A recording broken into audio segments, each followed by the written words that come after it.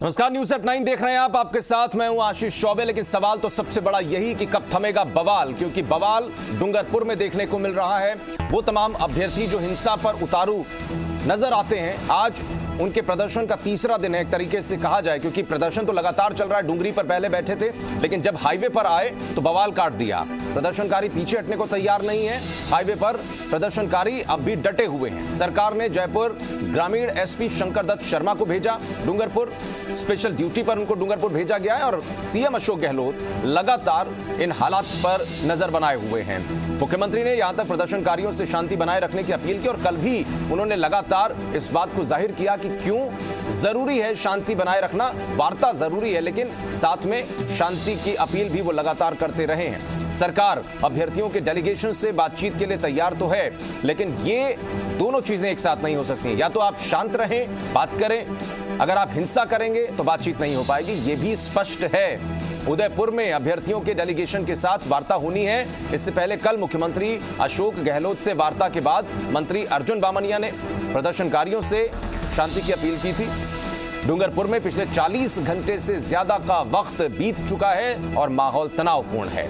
उग्र प्रदर्शन की जो लपटें हैं वो उदयपुर में सुलग चुकी हैं, क्योंकि लगातार ये बात कही जा रही थी कि जो तमाम जिले हैं जहां जहां पर आदिवासी समाज के लोग हैं, वो लोग भी अब आंदोलित से नजर आते हैं। इस पूरे माहौल को देखते हुए इन छात्रों के समर्थन में बहुत सारे लोग आ गए हैं। अब जरा सोचिए कि आंदोलनकारी लूटपाट के साथ आगजनी पर उतर आए हैं। आलम यह है कि NH8 पर अब भी आंदोलनकारियों का कब्जा है, तो पुलिस ने करीब 2 किलोमीटर का वो दायरा जहां पर अपने आप को स्थापित किया है और इन लोगों को रोकने की कोशिश कर रही है।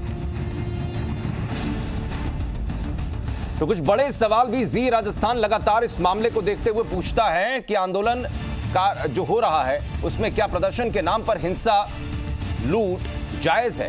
अहम सवाल। क्या ऐसे उत्पाती शिक्षक बनने के लायक हैं? क्योंकि ये पूरा शिक्षा भर्ती से जुड़ा हुआ मामला है। शिक्षक ही जब पत्थर उठाने लगे तो कानून व्यवस्था का होगा क्या? क्या हिंसक आंदोलन के पीछे कोई बड़ी साजिश है? और एक और अहम सवाल, आंदोलनकारियों को भड़काने का मकसद क्या है? ये कुछ बड़े अहम सवाल हैं जिनको समझना पड़ेगा। मामला कोर्ट में है, फिर प्रदर्शन क्यों? और आखिर ये बवाल कब थमेगा? तो ये तमाम सवाल जो बड़े अहम हैं। प्रदर्शन के नाम पर हमने देखा कि हिंसा हो रही है, आगजनी हो रही है, और उसके अलावा जैसे पता चला कि पेट्रोल पंप पर लूट हुई है 1.5 लाख रुपए की।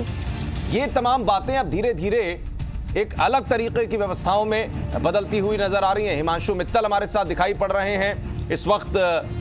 हिमांशु, आपको अगर आवाज मिल रही हो तो सीधे आपका रुख करना चाहेंगे। जिस तरीके की परिस्थिति दिखाई पड़ रही है, हर एक कोशिश तो यह है कि कंट्रोल कर लिया जाए, लेकिन जितना ज्यादा कंट्रोल करने की कोशिश करते हैं उतना ही ज्यादा नियंत्रण से बाहर हो रही हैं स्थितियां। हिमांशु।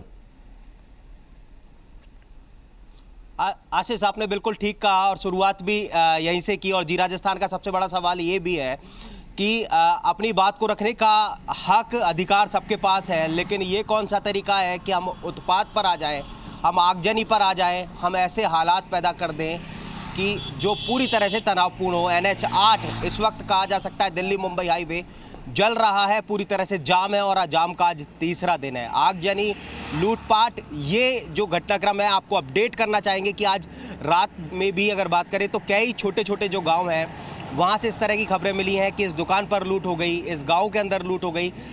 कल शाम की जो तस्वीरें हैं वो अपने आप में देखने चिंताजनक कही जा सकती हैं, क्योंकि आधा दर्जन बसों को आग के हवाले कर दिया गया, कई प्राइवेट व्हीकल्स को आग के हवाले कर दिया गया, दुकानों के अंदर लूटपाट कर दी गई, शोरूम्स को तोड़ दिया गया, उन्हें आग के हवाले कर दिया गया। और इस वक्त पूरी तरह से जो हाईवे खैरवाड़ा में जाम पड़ा हुआ है, बड़े पैमाने पर जो ये अभ्यर्थी हैं वो पड़ाव डाले हुए हैं, किसी भी तरह से मानने को तैयार नहीं है। बातचीत से रास्ता निकलता है, लेकिन ये उत्पात पर उतार हुआ। मेरे साथ में हमारे सहयोगी अखिलेश, हालात पूरी तरह से चिंताजनक है। निश्चित तौर पर अपनी बात को रखने का अधिकार है, लेकिन ये कैसा तरीका है जिसमें आज कह सकते हैं कि उदयपुर और ये पूरा जो इलाका है वो जल रहा है? देखिए, जो हालात हैं वो पिछले 3 दिन से लगातार ऐसे ही बने हुए हैं। जो हिंसक प्रदर्शन है, उपद्रव है, वो अब जो प्रदर्शनकारी उनके द्वारा किया जा रहा है। जिस प्रकार से कल उन्होंने खैरवाड़ा कस्बे में अटैक किया, पुलिस को खदेड़ते हुए पीछे तक ले गए और उसके बाद जो धमाल उन्होंने मचाई, करीब 1 दर्जन के करीब दुकानों में उन्होंने तोड़फोड़ की, लूटपाट की। इसके अलावा जो भुवाली में एक पेट्रोल पंप है, वहाँ तोड़फोड़ कर 1.5 लाख रुपए की राशि वहाँ से लूटी।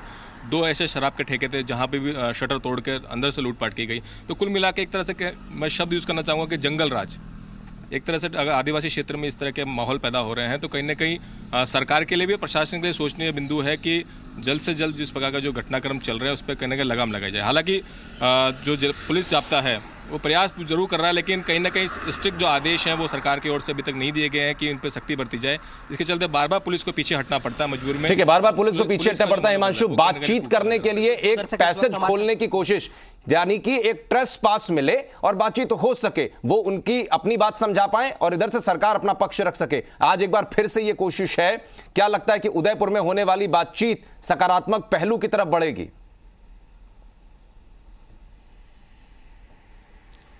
बिल्कुल आशीष, इस सवाल पर आते हैं। मैं एक सवाल और जानना चाहूँगा कि आज उदयपुर में इसको लेकर के बातचीत होने वाली है, अभ्यर्थियों से इसको लेकर के बातचीत होने वाली है, लेकिन कुल मिलाकर के क्या लगता है कि बातचीत से ये रास्ता हल हो जाएगा? जो वहाँ पर आप लोगों की बातचीत हो रही है उसमें क्या निकल कर? देखिए, इस संबंध में कल मुख्यमंत्री अशोक गहलोत ने स्वयं ने जो विधायक हैं और जो इनके जो प्रतिनिधि मंडल था इनके लोगों से चर्चा की थी और साफ साफ ये चीज़ क्लियर भी कर दी, क्योंकि मामला हाईकोर्ट के स्तर का, हाईकोर्ट ने आदेश जारी कर रखा है कि अनारक्षित पद हैं तो अनारक्षित वर्ग से भरे जाएं। तो सरकार ने ये चीज़ कही है कि हम सरकार की ओर से ये है कि सुप्रीम कोर्ट में एसएलपी दायर कर सकते हैं, आपके लिए वकील कर सकते हैं। और इसी के संबंध में आज उदयपुर में जो टीएडी मंत्री हैं अर्जुन बामणिया, उनकी अध्यक्षता में एक मीटिंग भी रखी गई है। यहाँ से प्रतिनिधिमंडल जो है उनको बुलाया भी गया है। उनसे पूछा जाएगा कि भाई इस क्या हल निकाला जाए, कि आप अगर जो कहेंगे उसी प्रकार से सरकार भी सहयोग करने के लिए तैयार है, लेकिन जो कानून हाथ में ले रहे हैं उनसे मना कर दिया गया कि कानून हाथ में नहीं लें, आप प्रदर्शन करें, संवैधानिक रूप में जो है प्रदर्शन करें। और जाब्ता की बात करें, जैसे कि उदयपुर बांसवाड़ा का जाब्ता मौजूद है, प्रतापगढ़ से भी राजसमंद से जाब्ता बुलाया गया है और जयपुर से जो ग्रामीण एसपी हैं जो शंकर दत्त शर्मा, जो यहाँ पर पहले डूंगरपुर एसपी रह चुके हैं, उनको भी विशेष ड्यूटी यहाँ पर लगाई गई है। देखिए, आज चर्चा होने वाली है, चर्चा में क्या रहता है ये वक्त के साथ में पता लग जाएगा। निश्चित तौर पर सकारात्मक उम्मीद की जा सकती है, लेकिन फिलहाल जो हालात है वो बहुत चिंताजनक है और उन प्रदर्शन एक बात यहाँ पर, क्योंकि बातचीत से रास्ता निकल सकता है। एक बात बहुत ज्यादा अहम है। देखिए, एक तरफ ये वो लोग हैं जो किसी भी तरीके की वो भीड़ नहीं है जिसका कोई मकसद ना हो। ये वो लोग हैं जो शिक्षा जैसी भर्ती परीक्षा में बैठे, अब अपनी भर्ती को लेकर लड़ाई लड़ रहे हैं, लेकिन लड़ाई का जो इनका तरीका है वो बिल्कुल गलत है। कल सोशल नेटवर्क पर हम लोगों से ये सवाल पूछे जा रहे थे और ये कहा जा रहा था कि आप इन्हें उपद्रवी मत कहिए, अगर इनके लिए उपद्रवी शब्द का इस्तेमाल ना करें तो क्या करें, ये आग लगा रहे हैं, लूट कर रहे हैं, तोड़फोड़ कर रहे हैं, सरकार की जो संपत्तियां हैं उसको नुकसान पहुंचाते हैं, निजी संपत्ति को नुकसान पहुंचाते हैं। इनके लिए उपद्रवी शब्द का इस्तेमाल ना किया जाए तो क्या किया जाए?